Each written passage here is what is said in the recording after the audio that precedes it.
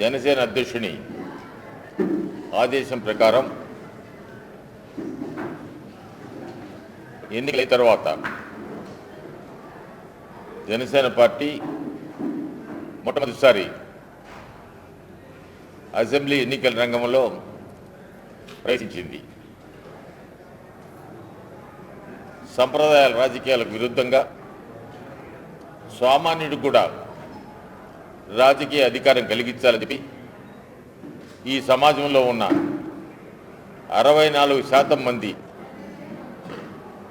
రాజకీయ అధికారం కావాలా, రాజాధికారం కొన్ని కుటుంబాల వరకే పరిమితమైంది. కూడా ప్రజాస్వామ్యం అవహేళన అవుతోంది ఈ రాష్ట్రంలో. అటువంటి తరుణంలో 25 సంవత్సరాల ఆలోచనలో తన విలువైన ఆలోచనతో విలువైన విలాసవంతమైన సినీ జీవితాన్ని వదిలి సామాన్యుడికి సేవ చేయాలనే ఉద్దేశంతో జనసేన స్థాపించడం 5 సంవత్సరాల ముందు జరిగింది. ఆ తర్వాత పోరాటయాత్ర చేశాడు. మామూలుగా అసెంబ్లీ ఎన్నికలు పోటీ చేయాలంటే సామాన్యులకు సాధ్యం కాదు. స్క్రీనింగ్ కమిటీ ఒకటి ఏర్పాటు చేశాడు. దానికి నా అధ్యక్షత, దాంట్లో హరిప్రసాద్ గారు, మహేందర్ రెడ్డి గారు, అర్హం గారు, శివశంకర్ గారు అందరం ఉన్నాం దాంట్లో. మాకు వచ్చిన 2430 అప్లికేషన్లు వచ్చినాయి. అప్లికేషన్ల కంటే బయోడేటా సామాన్యుడికి కూడా ఇచ్చాం. మేము ఆ రోజు చెప్పాము సామాన్యుడికి రాజ్యాధికారం ఇస్తామని చెప్పి. ఒక బస్సు కండక్టర్ కొడుకు ఇచ్చాం, పొక్లైన్ డ్రైవర్ కొడుకు ఇచ్చాం, పిహెచ్డి చదువుకున్న అతనికి సీట్ ఇచ్చాం, వ్యవసాయ కూలీ కొడుకు కూడా సీట్ ఇచ్చాం. ఈ ప్రజల్లో ఒక మార్పు రావాలా. ఈ జనజనలో ధన రాజకీయాలకు స్వచ్ఛి చెప్పాలని చెప్పి మార్పు కోసం ప్రయత్నం చేశాడు. మార్పుకు నాంది పలికింది ఈ ఎన్నికల్లో. అన్ని చోట్ల నుంచి మాకు వివరాలు వస్తున్నాయి. ఈరోజు ఈ అవగాహన సదస్సు కోసం మామూలుగా అనుకున్నాం మేము ఎక్కడో విజయవాడలో కూర్చొని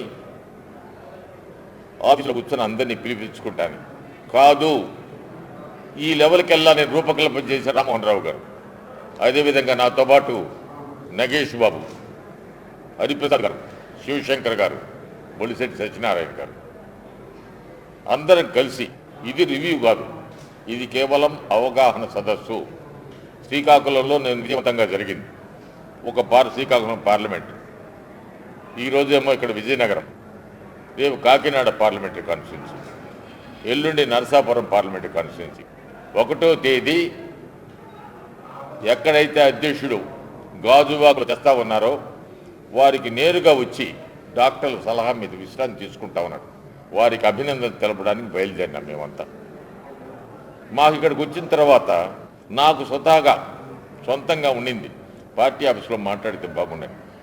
ఇక్కడ వచ్చిన తర్వాత వీరి సలహా మేరకు చూస్తే నాకు చాలా సంతోషంగా ఉంది. ఆయన ఇంతకుముందు తమిళనాడులో ఫార్మర్ చీఫ్ సెక్రటరీ, 10 సంవత్సరాల్లో అంత క్లిష్టతరమైన రాజ్యాన్ని జయలలిత ముఖ్యమంత్రిగా ఉన్న రోజుల్లో సారథ్యం వహించాడు. 3 నెలల ముందు ఒక నిర్ణయం తీసుకున్నాడు. పవన్ కళ్యాణ్ గారు ఈ జనసేన పార్టీ పెట్టారు, దానికి నా వంతు సహకారం అందించాలి. వారు రూపకల్పన చేశారు. గ్రామాల్లో ముఖ్యంగా ఇక్కడికి రావడం ఏంటంటే స్థానిక సంస్థల్లో జనసేన ఏ విధంగా బలోపేతం చేయాలి, వారు ఎన్నికల్లో పోటీ చేసిన సామాన్యులు వాళ్ళకున్న అనుభవాలు ఏంది తెలుసుకోవడానికి వచ్చాం. మార్పుకు మాత్రం నాంది పలికింది ఎన్నికలు మాకు కనిపిస్తూ ఉంది. ఏ మార్పు అయినా చిన్నది కిందే బయలుదేరుతుంది, ఆ మార్పు విశాలంగా తయారవుతుంది. ఇప్పుడు కూడా మాకు అందరికీ కనిపిస్తూ ఉంది. వారితో పాటు మేమంతా కలిసి, నేను రామ్మోహన్ రావు గారు చాలా ఎన్నికల ప్రచారంలో పాల్గొంటే నిశ్శబ్ద విప్లవం ఉంది, ఏదైనా జరగచ్చు. ఇదే విధంగా యువతలో, మహిళలలో కొన్ని సమయాలు నాకు చెప్పేవారు 50 సంవత్సరాల తర్వాత మహిళలు వచ్చున్నారు వాళ్ళని చెప్పి. నాకు సొంత అనుభవం, 1-2-3 ఎయిర్పోర్ట్లు అక్కడ ఇక్కడ అడిగితే ఏం చేస్తా ఉన్నాను రాయలసీమలో, ఏ ఊర్లు అంటే పులివెందులు అన్నాడు. ఏంటంటే ఈసారి జనసేనకి వేస్తాను సార్, బట్ జెండా కట్టలేను సార్ నేను.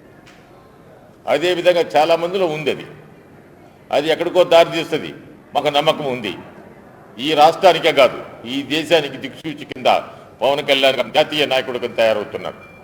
ఈరోజు బీఎస్పీ మాయావతితో ఆయన కోటే కావాలి. ఈ దేశంలోనే ఇప్పటికే జాతీయ ఛానల్స్లో కూడా ఈ మధ్యకాలంలో మాకు మా media adviser political secretary president చెప్పాడు, ఎన్డీటీవీలో చెప్పాడంట, మామూలులో జనసేన పవన్ కళ్యాణ్ గారికి ఈ దేశంలోనే ఒక స్థిరమైన స్థానం ఉన్నది, రాజకీయాల్లోకి తప్పకుండా జరుగుతుంది.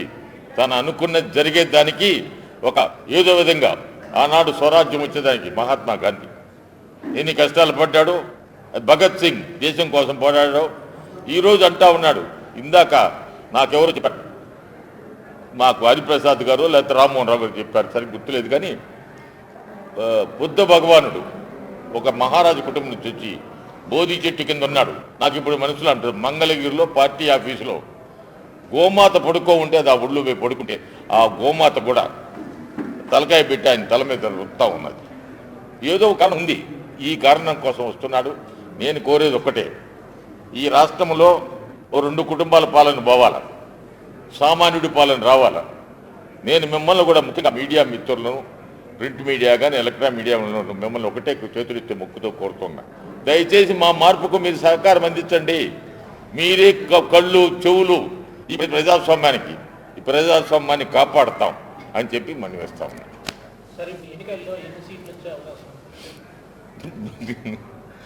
23 దాకా ఎన్నికల్లో ఎన్ని సీట్లు కాదు మాకు కావాల్సింది, మాకు మార్పు కనిపిస్తూ ఉంది.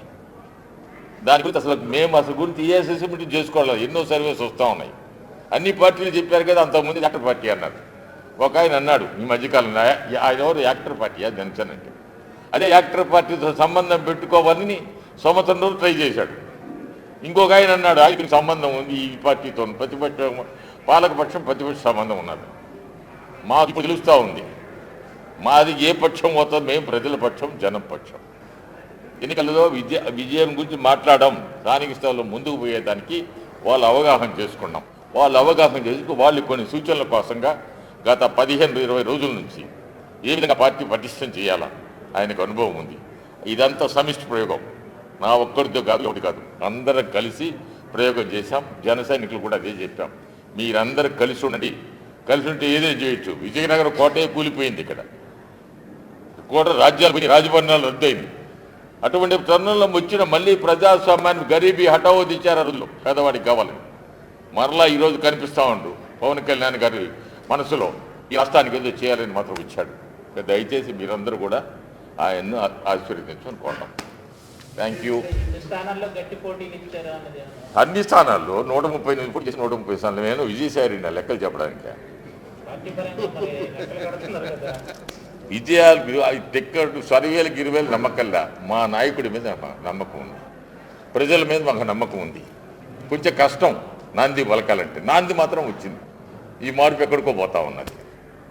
Thank you sir.